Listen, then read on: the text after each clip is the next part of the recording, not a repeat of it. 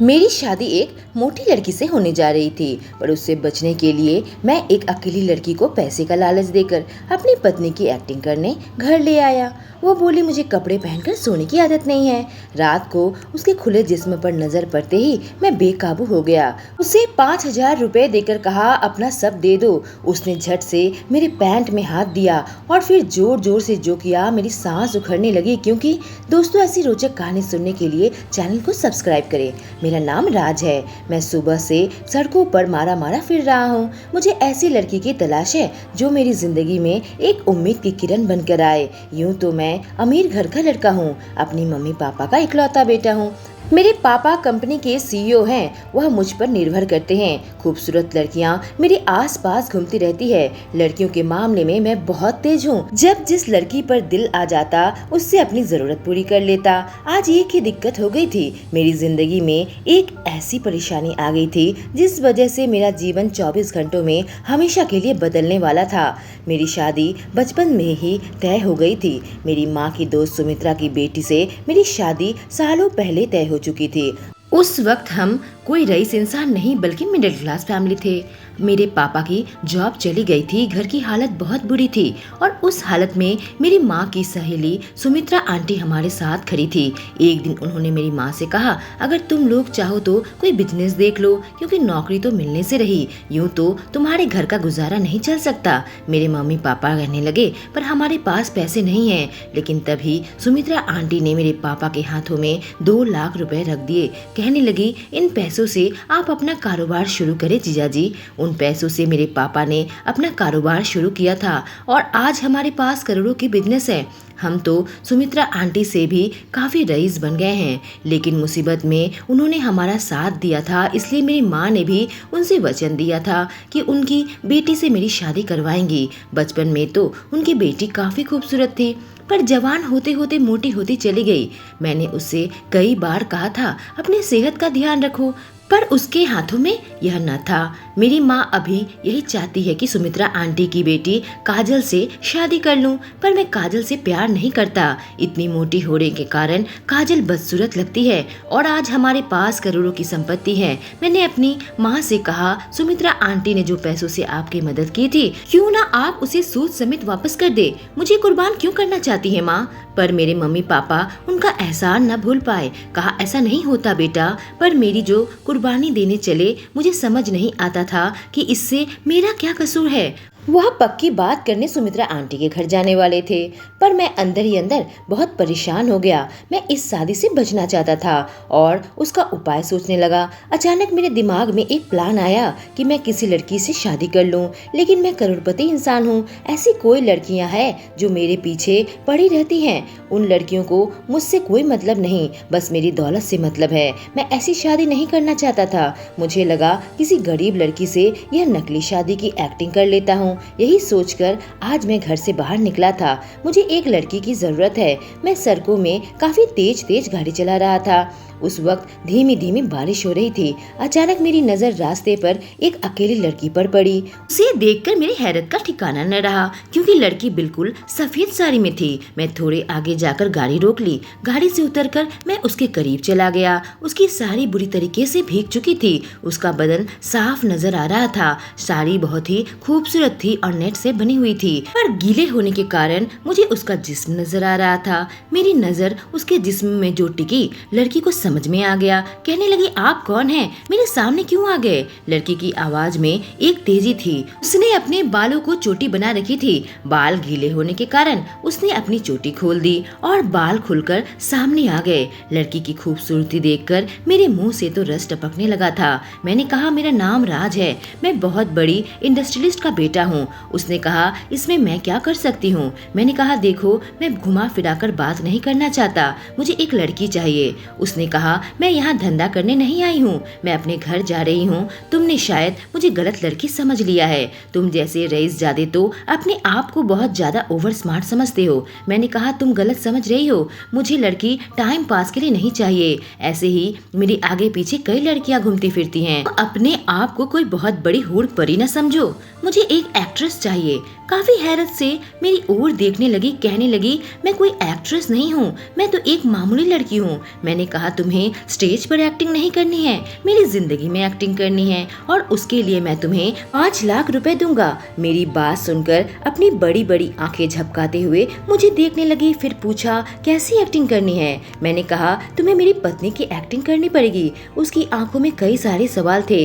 मैंने कहा, मेरे घर वालों ने मेरी जबरदस्ती शादी तय कर दी है। वह हंसने लगी, कहने लगी, अच्छा तो शादी से बचने के लिए तुम्हें मेरी मदद चाहिए? मैंने कहा, हाँ मदद तो चाहिए, इसीलिए तुम्हें 5 लाख रुपए देने को तैयार हूँ। लड़की ने कहा, पर मेरी एक शर्त है, तुम मुझे हाथ नहीं लगाओगे।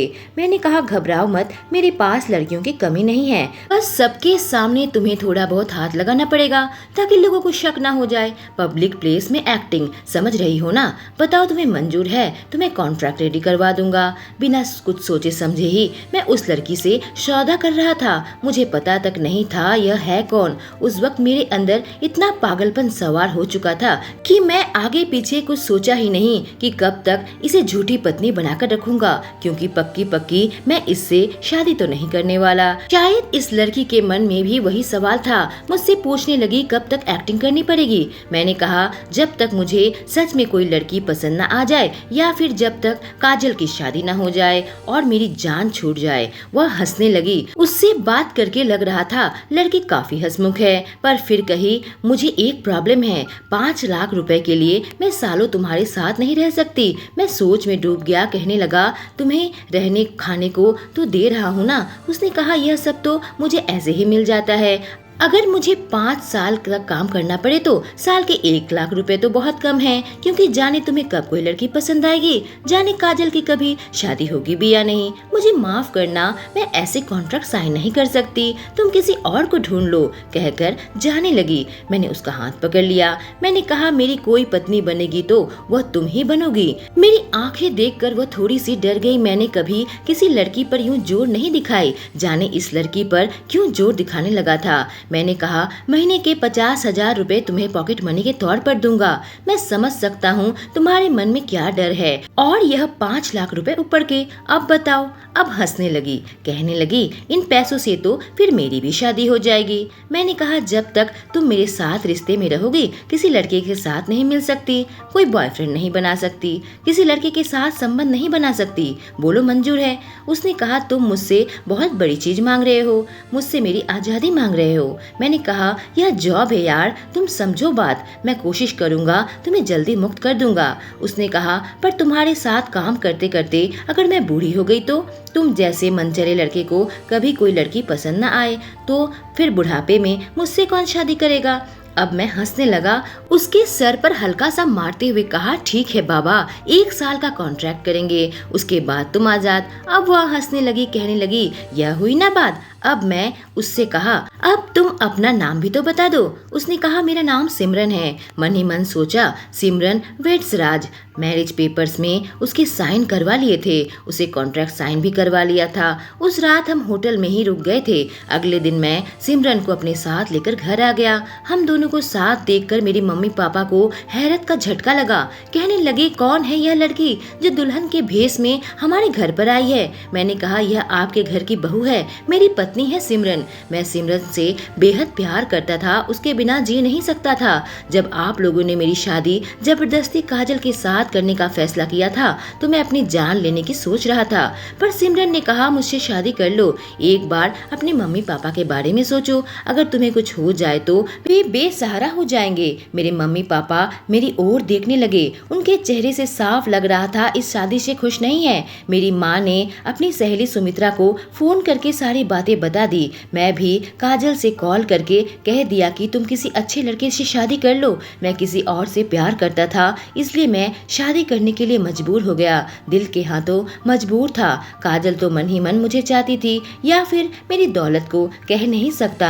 हाँ, एक समय था उसकी माँ ने मेरे घर वालों की मदद की थी, पर मैं अपनी कुर्बानी नहीं देना चाहता था, इसलिए उसके आंसुओं का मुझ पर असर न हुआ। रात में सोने के लिए मैं अपने कमरे में आ गया। सिमरन कहने लगी, लगी, तुम मेरे साथ सोओगे क्या? मैंने कहा कैसी बातें कर रही हो, मम्मी पापा घर पर है, हम अलग कमरे में सोएंगे तो उन्हें शक हो जाएगा। मैं उनसे अलग तुम्हें कहीं ले भी नहीं जा सकता, हम दोनों को एक ही साथ एक कमरे में ही रहना होगा, और कोई रास्ता नहीं है। उसके चेहरे में परेशानी थी। मैंने कहा सिमरन घबराओ मत, मैं तुम्हें हाथ नहीं लगाऊंगा। उसने कहा बात यह नहीं है, कुछ और ही है। उसकी परेशानी देखकर मैंने पूछा क्या बात है, मुझे बताओ। कहने लगी मुझे कपड़े पहनकर सोने की आदत नहीं है, मुझे खुजली होती है। उसकी बात जैसे मेरे दिल पर लगी। वो मेरे साथ बिन कपड़ों के सोना चाहती है, मैं खुद पर कैसे काबू कर पाऊंगा। मैं उसे बड़ी गौर से देखने लगा। वो बहुत ही खूबसूरत थी और लड़कियों से अलग थी। उसके परेशान वाला चेहरा देखकर लग रहा था उसके होठों को अभी चूम लूं, इतनी अट्रैक्टिव लग रही थी। मैंने कहा इसमें समस्या क्या है, तुम कपड़े उतार कर सो जाओ। मेरी तरफ ऐसे देख रही थी कि जैसे मुझे खा जाएगी। कहने लगी अरे शर्म करो। मैंने कहा मैं क्यों शर्म करूं, मैं तो कपड़ा पहनकर सोऊंगा, कपड़ा उतार कर तो तुम सोओगी, तुम शर्म करो। मुझे तो बस तुम्हारे जिस्म को देखना है, दिखाना तो तुम्हें ही है ना। मेरी बात सुनकर वह गुस्सा हो गई, मेरे पेट में एक घुसा मारा। पता नहीं क्यों उसके प्यार भरा घुसा मुझे बहुत अच्छा लगा। मैं मजाक मजाक में उसका हाथ पकड़ लिया, उसे अपने करीब खींच लिया। उससे कहा तुम जिस पेपर में साइन की हो ना, वह सच में रजिस्ट्री पेपर है, मैं तुम्हारा पति हूँ, शर्म कैसा। उसने कहा कॉन्ट्रैक्ट में साफ साफ लिखवा दिया है कि तुम मुझे हाथ नहीं लगा सकते। मैंने कहा हाँ वह तो लिखा है, पर यह नहीं लिखा है कि तुम्हें देख नहीं सकता। उसकी टांग खींचते हुए मुस्कुराने लगा। फिर कहा अपने कपड़े उतार दो और एक नरम चादर ओढ़ कर सो जाओ, एसी चला देता हूँ। कहकर मैं कमरे की लाइट भी बंद कर दी। उसे एक नरम चादर दे दिया था।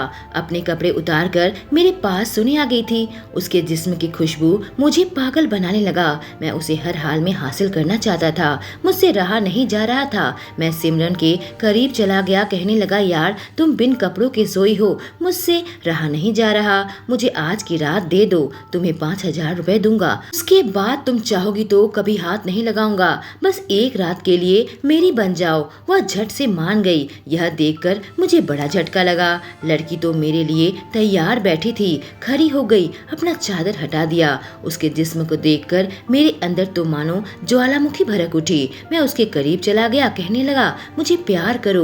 तभी सिमरन का हाथ मेरे पैंट में आ गया और उसने जो किया मेरी सांसें उखड़ने लगी। मैं बेड पर गिर गया। एक झटके में जो हुआ मुझे कुछ भी समझ में नहीं आया। उसने जो भी किया था मुझे दर्द हो रहा था। मैंने कहा तुम पागल हो गई हो क्या? उसने एक जोरदार किक लगाई थी। कहने लगी मैं कराटे चैंपियन हूँ, दोबारा ऐसी हरकत मेरे साथ मत करना। कहकर वह चादर ओढ़ ली और मेरे साथ आकर लेट गई। मैंने आज तक जिस लड़की को भी हासिल करना चाहा उसे हासिल करके ही रहा हूँ, तो यह लड़की क्या चीज है। मुझे बहुत ज्यादा गुस्सा आ गया था। मैं तुरंत ही उसके ऊपर झपट पड़ा और उसे बेतहाशा चूमने लगा। उसके खुले जिस्म पर अपने हाथ फेरने लगा। मुझे जहाँ मन हो रहा था मैं छू रहा था। वह काफी घबरा गई थी। उसे देखकर समझ चुका था कोई कराटे चैंपियन नहीं है। मुझे डराने के लिए कहा था। मैंने उसके होठों पर अपने होंठ रख दिए थे। उसे किस किए जा रहा था। मेरे हाथ कभी उसके जिस्म के ऊपर तो कभी नीचे जा रहे थे। मैं उसे हर हाल में आज रात हासिल कर लेना चाहता था। उसकी आंखों से आंसू टपकने लगे। कहने लगी मुझे छोड़ दो, प्लीज मुझे छोड़ दो। पर मैं उसकी एक बात न माना जब तक मैंने उसे अपनी जरूरत पूरी न कर ली। अगले दिन सिमरन मुझसे बात भी नहीं कर रही थी। मुझे एहसास हो चुका था कि कल मेरे अंदर जानवर सवार हो गया था। उसने मुझ पर हाथ क्या उठाया था। मैं बिल्कुल वहशी दरिंदा बन गया था। उसके जिस्म को जिस तरह से रौंदा था मैं कोई इंसान नहीं हो सकता। मैं एक भेड़िया था जो खरगोश को नोच रहा था। वह फूट फूट कर रो रही थी। मैं उससे कुछ कहता तो जवाब न देती। अब मुझे घबराहट होने लगी। कहीं मेरी माँ को कुछ कह दे तो मेरा क्या होगा। अगर मेरे मम्मी पापा कमरे में आकर उससे मिलने लगे तो क्या होगा। थोड़ी देर बाद मेरी माँ जोर जोर से दरवाजा खटखटाने लगी। अब डर के मारे मेरी फटने लगी थी। रात को तो बहुत बहादुर बनकर इसके साथ गलत काम किया और अब मैं क्या करूंगा मेरे समझ में नहीं आ रहा था। मेरी मम्मी पापा जोर जोर से धक्का देने लगे। मजबूरन मुझे दरवाजा खोलना पड़ा। सिमरन एक कोने में बैठी हुई थी। उसकी आंखों में आंसू थे। मेरे मम्मी पापा तो कमरे का यह नजारा देखकर बिल्कुल हैरत में पड़ गए। कहा तुम दोनों के बीच में कोई झगड़ा चल रहा था क्या? दोपहर के 1 बज चुके हैं। हम तुम दोनों की शादी का अरेंजमेंट करवाना चाहते थे, इसलिए दरवाजा खटखटा रहे थे। क्या हुआ तुम दोनों के बीच? तभी मेरी माँ सिमरन के करीब गई और उसके शरीर के जख्म को देखने लगी। उसकी आंखें बड़ी बड़ी हो गई, मेरी ओर देखने लगी, कहने लगी, यह तुमने इसके साथ क्या किया? सिमरन अब जोर जोर से रोती हुई मेरी माँ से लिपट गई, कहने लगी, यह इसने किया है मेरे साथ। मैं कुछ कह पाता इससे पहले उसने सारी कहानी मेरे मम्मी पापा से कह दी। उनको तो मानो यकीन ही नहीं हो रहा था। मेरी माँ की आंखों में आंसू आ गए। सिमरन के सामने हाथ जोड़ ली, कहने लगी, इस दरिंदे को मैंने ही जन्म दिया है, मैं इसकी तरफ से माफी मांगती हूँ। और अब तुम दोनों की शादी हो चुकी है तो किसी कॉन्ट्रैक्ट को नहीं मानती। जो तुम्हारे साथ इतने बुरा सलूक किया है, तुमसे माफी भी मांगेगा और तुमसे सच में शादी भी करेगा। और अगर इसे हमारा फैसला मंजूर नहीं है तो घर छोड़कर अभी के अभी जा सकता है। अब मेरे पापा कहने लगे, बिजनेस में भी इसे कोई भी हिस्सा नहीं देंगे, फैसला राज का है। मेरी माँ ने सिमरन के सामने हाथ जोड़ लिए थे, माफी मांग रही थी। मेरी आंखों में आंसू आ गए। मुझे एहसास हो चुका था कि मैं इस लड़की के साथ बहुत गलत किया, जो मेरी मदद के लिए तैयार हो गई थी। मेरी माँ से कहा, मुझे इस लड़की के साथ शादी मंजूर है, इसलिए नहीं कि मैं आपकी प्रॉपर्टी चाहता हूँ, बल्कि इसलिए कि मैं अपने गुनाहों का प्रायश्चित करना चाहता हूँ। मेरी मम्मी पापा ने हम दोनों को अकेला छोड़कर बाहर चले गए। माफी की उम्मीद से मैं सिमरन की ओर देखने लगा। वह जोर जोर से चीखने लगी, कहने लगी, तुम्हें जरा भी दया नहीं आई। मैं रात भर मिन्नतें करती रही कि मुझे छोड़ दो और तुम मेरे जिस्म को यूं काटते रहे। देखो कितने सारे जख्म दिए हैं तुमने मुझे। अब उसने मुझे अपने जख्म दिखाए तो मेरी आंखों से आंसू आने लगे। पैर पकड़ लिया, मुझे अपने आप पर घिन आने लगी थी। आज तक कभी किसी लड़की की मर्जी के खिलाफ उसके साथ ऐसी हरकत नहीं की थी। कहां से मेरे अंदर वह जानवर आ गया? किस बात का गुस्सा था जो मैंने इस लड़की पर उतारा? मैं उसके सामने हाथ जोड़कर अपने पाप के प्रायश्चित का मौका मांगने लगा। सिमरन ने मुझे माफ कर दिया था। उसके बाद से मैं सिमरन के साथ कभी गिरी हुई हरकत न की, लेकिन आज भी जब मैं उस रात के बारे में सोचता हूँ तो मैं खुद ही डर जाता हूँ कि कैसे झेला था उसने मुझे, और यूं मेरे अंदर जानवर कैसे हावी हो गया था। शायद हमारा गुस्सा ही हमें कभी कभी बिल्कुल जानवर बना देता है। मेरी किस्मत अच्छी थी कि मुझे पश्चाताप का मौका मिला था। दोस्तों, कहानी कैसी लगी? अगर अच्छी लगी हो तो चैनल को सब्सक्राइब करें। Thank you.